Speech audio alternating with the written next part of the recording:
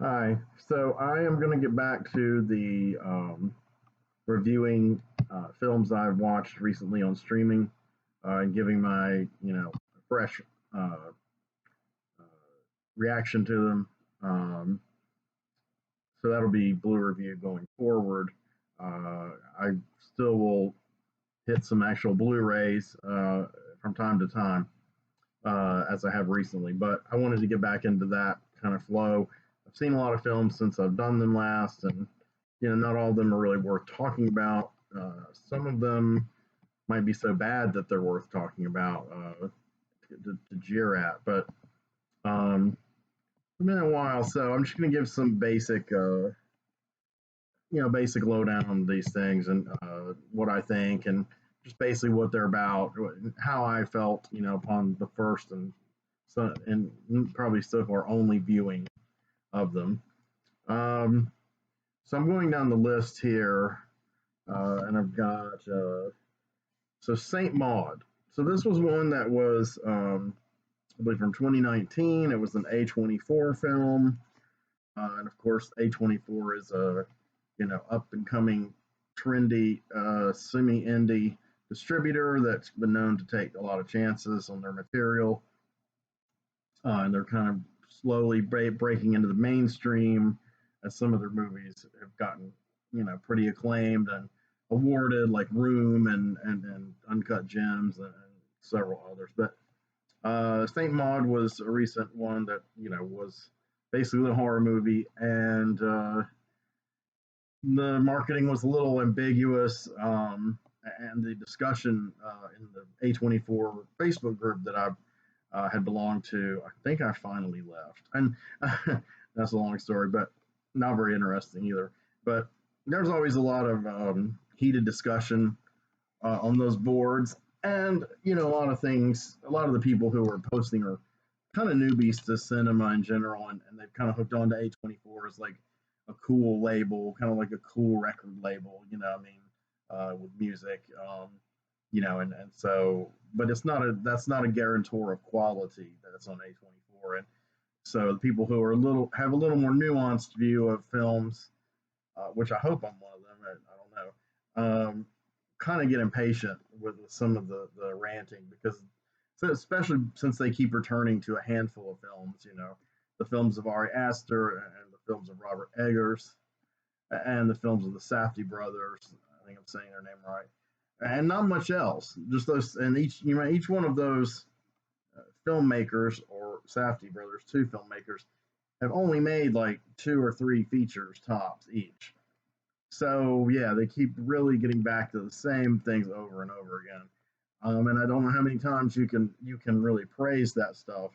And then there's other things that are kind of considered weird and that are trendy, like Yorgos Lanthimos and such, whose Dogtooth I reviewed in a video not long ago, and it's still by far my favorite one of his films I've seen, and I've seen all of them but one. Um, he's gotten worse with each successive film after Dogtooth. But anyway, but that's the kind of discussion that goes on there. I've reviewed other A24 films on here, like First Reformed by Paul Schrader, Ethan Hawke. I really loved that one of my favorites from 2017. And I reviewed Under the Skin with Scarlett Johansson, which is definitely her most experimental, kind of out there role, and she did a good job. It's a very unique film. Um, and I'm sure some others. I don't know. But anyway, I didn't even realize until I was in the group that Tusk by Kevin Smith, which I liked quite a bit when it first came out on DVD. I didn't realize that was an A24 film, so it was. So, um, but in any case, this one is Saint Maud, and it's been several weeks since I've seen it, and I did not freshen up for this video, so I'm just going to give you my impressions and what I remember of it, and whether I recommend it or not, just totally subjective. But you feel free to heed my warnings or recommendations, or completely ignore them. So, Saint Maud, as I recall, it's about yes, a young woman, and she's titanically repressed, and she becomes like she kind of like fakes her way into this identity as a caregiver to this dying uh, socialite. I can't remember if she's I think she's an actress, but somebody who's well into middle age, who's kind of legendary in their field and has had a lot of experience and a very storied life. And young Maude, we're going to call her that because that's not even her real name, we find out, but Maude kind of worships her, and after a while becomes kind of like your sick kind of fatal attraction kind of thing, and uh, too much worship. The woman kind of scoffs at Maude, and she scoffs at the Maude is at least for the first part of the film, she's very strongly Christian, and she's pretty extreme about it. As the film goes on, we've learned that this phase is a relatively recent development in her life, and she had led a very decadent and life with a lot of partying and such, and so she becomes really messed up and despondent and begins acting out and basically degrading herself sexually and in other ways as she did in her previous life. Um, and she, all of her Christian love, I guess you could say, that she's stored up, which she's bestowing on this woman, has kind of turned to hate and a need for revenge. And that's where the thing about the film is, though, this is a very slow burn. Uh, I don't mind slow movies at all. I don't mind long movies. I think this movie was around 2 hours. Well, I think it was over 2 hours. That's fine. But I thought, it had a very bleak, a very hermetic kind of look to it. You're kind of in this darkened kind of, bleak world, here that Maud inhabits and that the woman she cares for inhabits. And, even when other kinds of people cross paths with them, there's still this kind of downbeat kind of undertone. But I thought uh, when it picks up near the end and it begins to get a bit violent and even a bit surreal and supernatural briefly, or is it? It's one of those you decide kind of things. Is it really supernatural? Is this just using the tropes and the trappings of the supernatural in films to personify some other feeling or idea? I couldn't quite make up my mind. However, I will say those scenes are very brief. They're very effective, though, and nice effects, too, on top of that. That's when it gets kind of demonic and almost like a possession film. But it doesn't really end up going down any one road long, in my opinion. I mean, I'm sure if you watched it a number of times and were maybe had a little more affinity for the mood of it and the actors than I had, then you could probably easily explain to me um, that it is of a piece and that it does have a theme and a drive, and maybe it succeeds at delivering this whatever message it's attempting to articulate. For me, I didn't really get much out of it. One problem was until you learned that Maud had a more of a, you know, well, by Christian standards, more immoral life. It was really just early life experimenting and being self destructive and et cetera, et cetera. But until you find that out, really, she's kind of a loathsome character. So I guess the actress does a good job, but she embodies like all these things about Christians that bother non-Christians. Some of them are kind of stereotypical. So the audience surrogate who reacts to Maud is really the lady, and I can't remember the character or the actress. Um, the actress, the one who's dying of cancer, I believe, and she's tending to her because she kind of scoffs at her religion. She kind of calls her her saint, and after a while, it just to Maud, it's not cool anymore, and she feels like she's let this person down, and she's dismissed from her job, and she continues to do these kind of nefarious, sneaky things to insinuate herself back into the lady's life. Um, and when she finally is face to face with her again, the woman is very. At first, she's a little apologetic, but when she kind of realizes how off her proverbial rocker that Maude is, she begins really scoffing her religion and just everything about her, pretty much, and then it becomes extremely violent and torturous. So, I could say it's semi-memorable film. Um, it really didn't have a sustained power or even to me, a rhythm.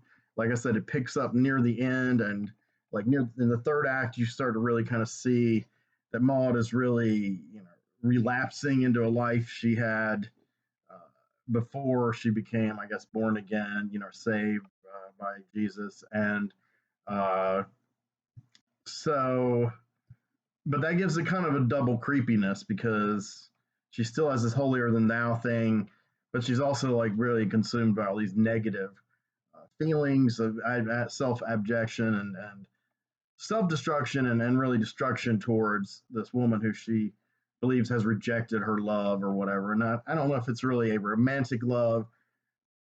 That was another thing I didn't quite get why she idolized this woman, especially if she was a Christian, because this woman was either gay or pansexual, and she takes a lover for a little while who kind of cheers her up in between bouts of her illness, and that doesn't take, Maud doesn't take kindly to that, and the woman tells off Maud, at some point, and pretty much says what the audience has been wanting to say, which is like, who the fuck are you to judge me, and I don't care about your religion. Uh, we're gonna do whatever we want. But Maud has appointed herself the keeper of this lady. So yeah, I mean, I guess having hashed it back out again, I might watch it again at some point. It did have some A24 vibes, as they said on the A24 group. My friend Tim Tolbert will know exactly what I'm talking about with that because he was also a member of the group. Um, but I've talked about this stuff before and probably ad nauseum. So that's St. Maud.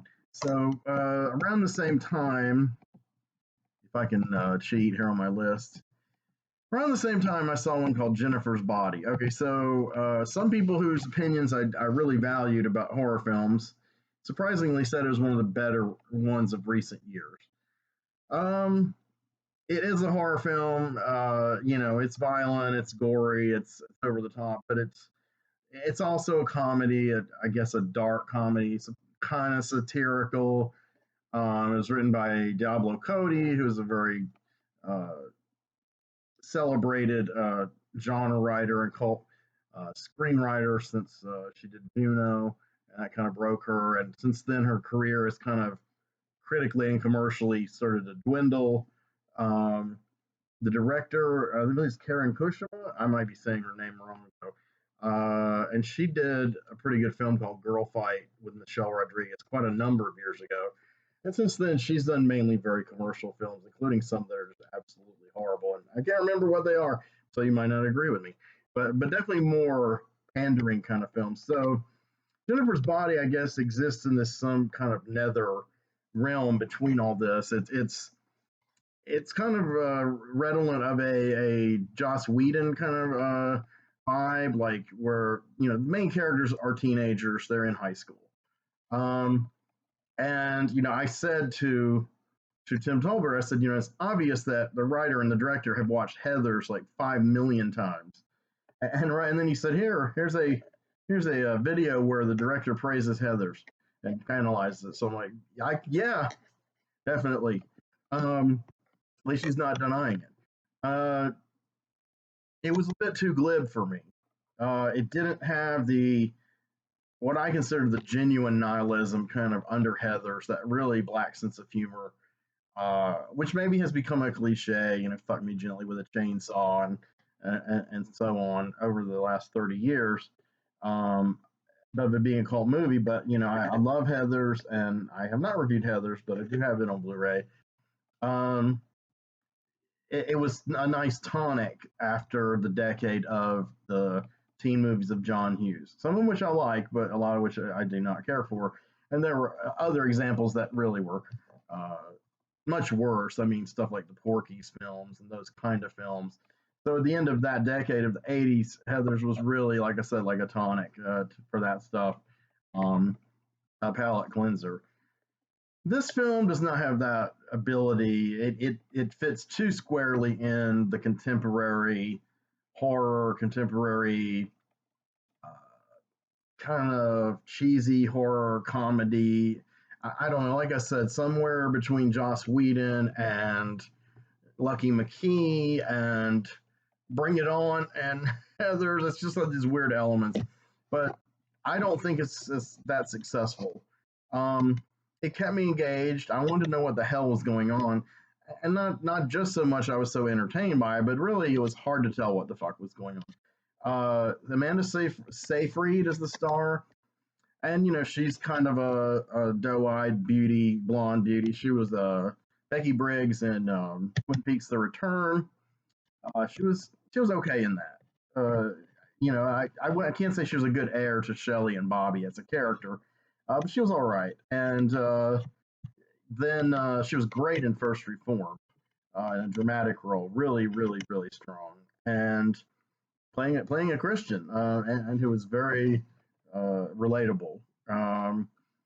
Despite the fact I'm not a Christian, but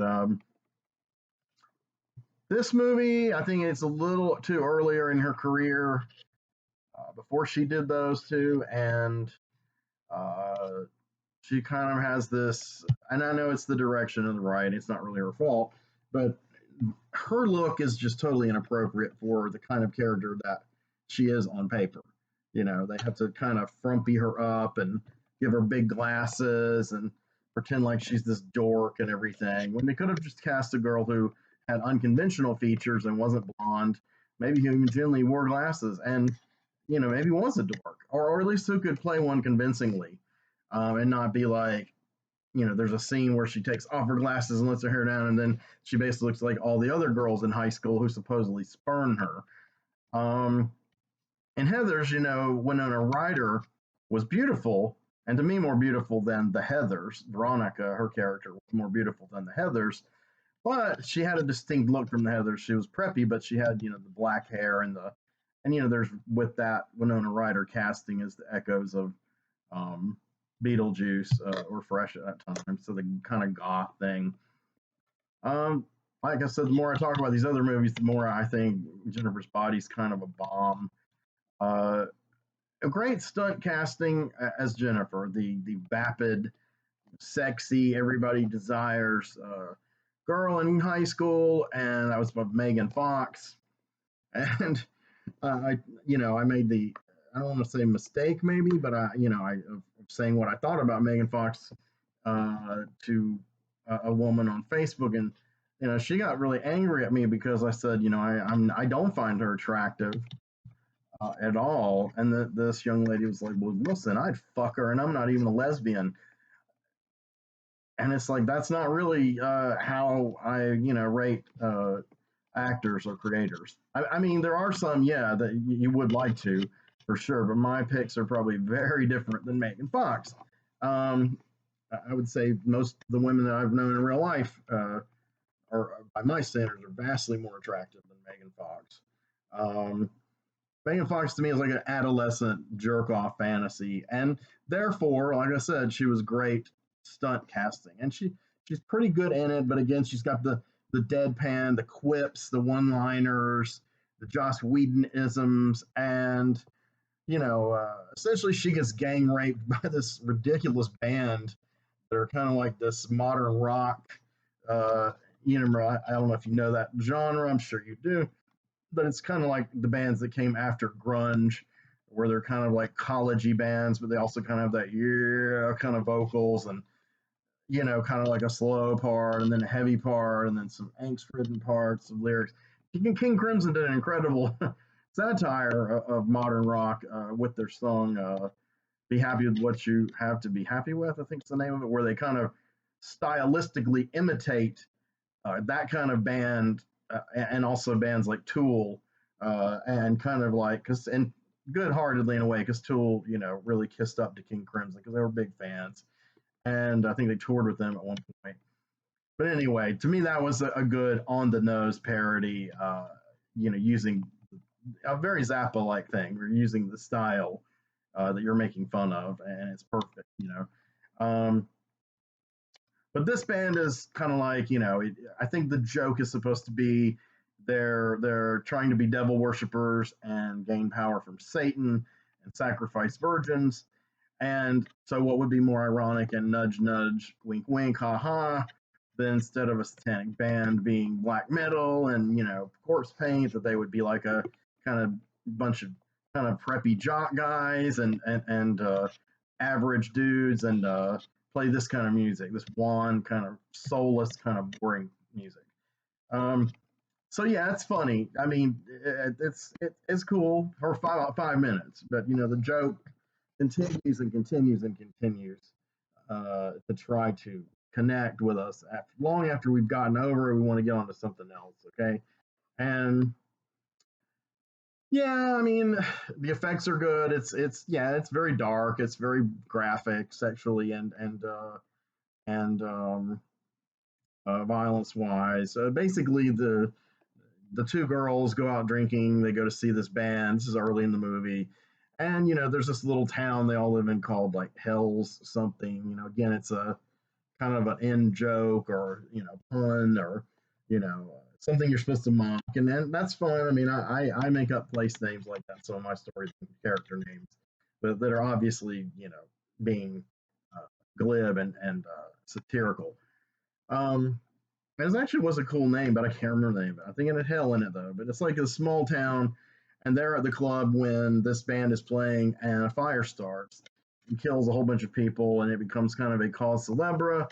And people at school begin, lamenting them and thinking of these programs to celebrate their life and do this kind of touchy feely hippie stuff. J.K. Simmons is the teacher who kind of spearheads this. That angle is totally from Heathers. The suicides in Heathers are treated the same way by the school faculty in Heathers, and again, very over the top. So that's like a direct kind of swipe, homage, what have you. And um, but the bottom line is, the night that it happened, Megan drunkenly went off with this band, and she's kind of a slutty character, we're implying, but she lied and told these guys she was a virgin. And so they basically, you think they're going to, it takes a while before you realize they didn't actually gang rape her. They killed her. They sacrificed her to Satan, thinking she was a virgin, and then they realized the spell went awry. And so she comes back. She's sort of, basically she's sort of like a zombie, or I guess a revenant. Somebody's come back from the grave to kind of maybe take revenge, but she doesn't specifically target them only for revenge. She's all kind of cannibalistic. So basically, she feeds on people, invariably men that she seduces, um, and of course, this is played like a parody of that kind of character, that kind of horror situation. And then she eats them, so she kind of makes her way around, and she's very, but when she's fully sated, which only lasts for a while, she looks like nothing ever happened to her, and everybody thinks she's like hot and everything. Except me, and but so she needs more and more sustenance, and finally has her sights set on her best friend, Amanda, her boyfriend. Um,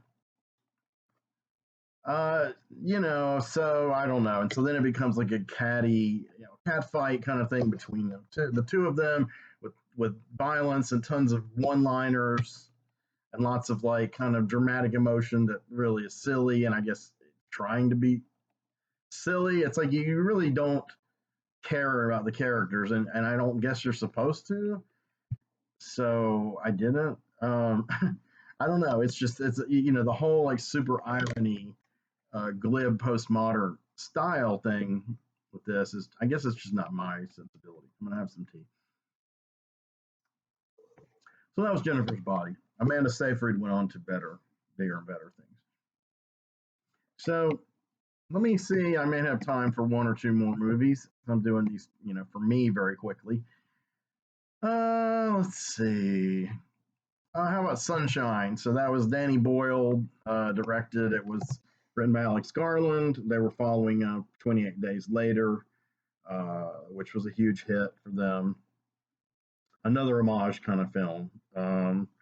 and it was shot on digital video, and had a really interesting look. And that the look and the vibe kind of made it. It was an homage to zombie films, and also to, well, really film to homage to uh, Richard Matheson's I Am Legend, and uh, movies made from it like Omega Man, and then things inspired by it like Romero's original Dead trilogy. So there's like parts and scenes and riffs, and if you listen to the audio commentary, uh, Alex Garland pretty much says, "Well, here I got this idea here from Omega Man, I got this idea here from Day of the Dead," and you're like, "Well, yeah, it's obviously."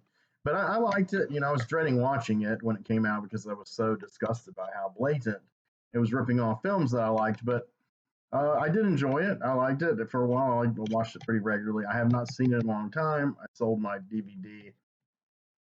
It's on Tubi. I'm sure I'll revisit it and also watch the sequel, 28 Days Later, which I never saw.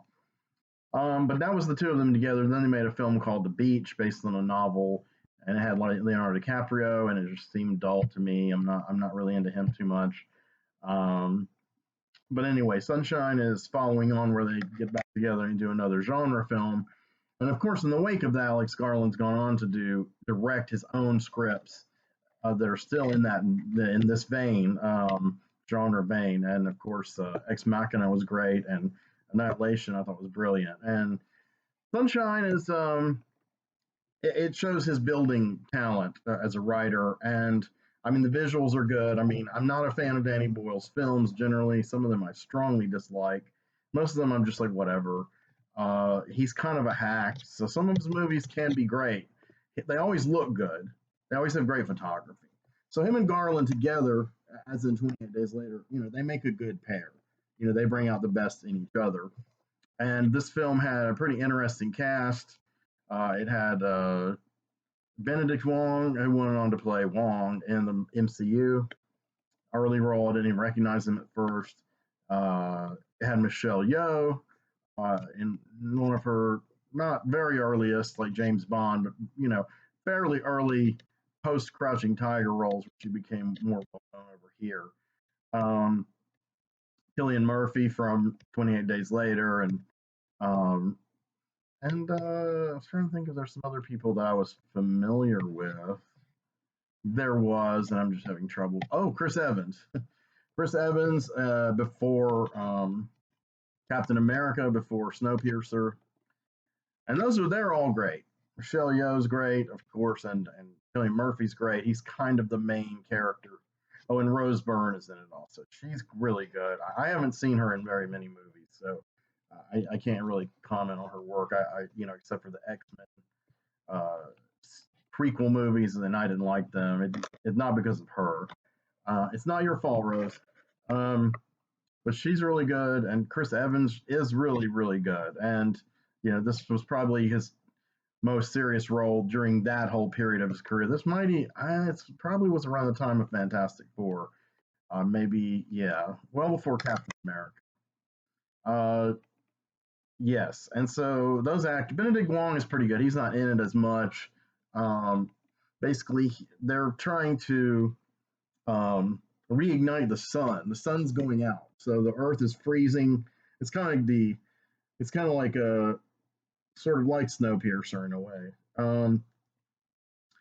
So it's freezing, and they're sending this kind of vessel into space, and they're basically making their way towards the sun.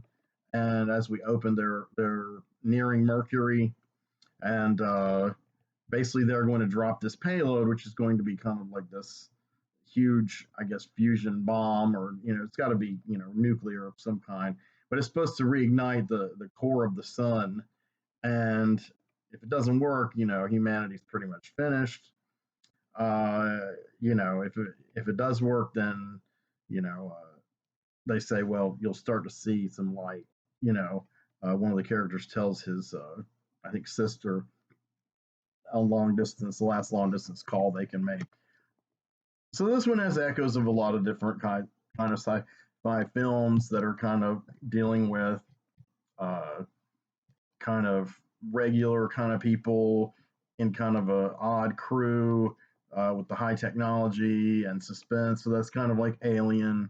And then there's a bit about the environment, and that's kind of like a riff on silent running, but it's not blatant or that in your face. It's just hard to avoid comparing to those kind of movies when you're using those kind of tropes. And like Michelle Yeoh has a garden, so she's actually managed to create a space with oxygen in the ship, and then because they keep coming near Mercury, some of their shields get messed up because of the Benedict Wong character. He fucks up something, and um, so part of the ship burns, and that's including her all her flowers. So that kind of reminded me of Bruce Stern and Silent Running. The reason that this guy miscalculated in his zeal is because they found out that the prior ship that had been on the mission, which was believed lost, destroyed, dead, whatever, is still in that area, and they might want to rendezvous with it. Assuming the crew is probably dead, but they might be able to get its payload. And two nuclear bombs are better than one nuclear bomb if you're going to reignite a sun. So, but the crew has very strong, polarizing reactions to this idea.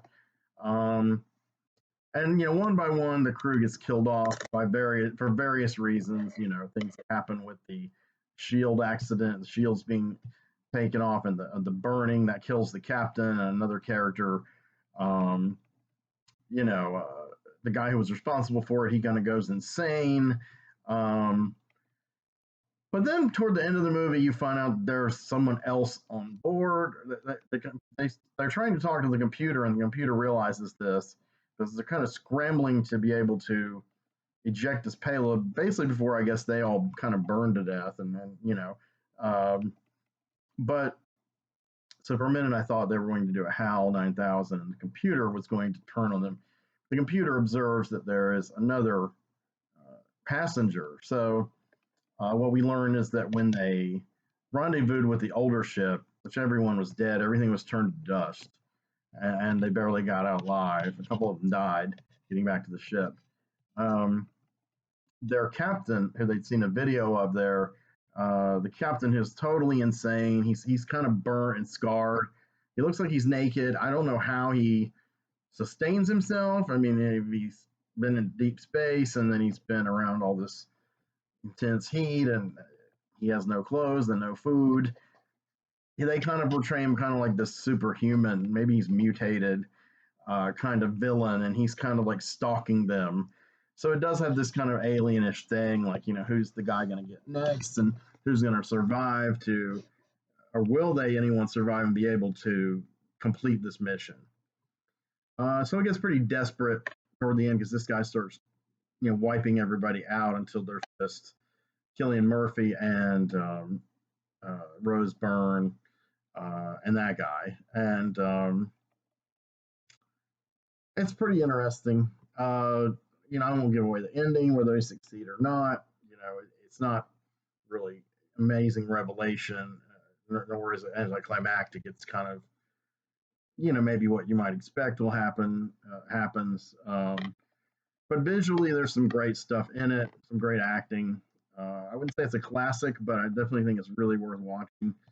And it's good to see those actors in those roles at that point in their career doing something offbeat and very serious science fiction. Like Ex Machina and Annihilation, something that has some thought that goes into it, into the process. So those are three. I'm just going to leave this video short, believe it or not. I know you're stunned. You might be disappointed. Probably not. I hope I've been talking loud enough. I've repaired some of my audio issues before I did my last video. So I'm going to try to do another one soon. I don't know when. Could be tonight or could be a week.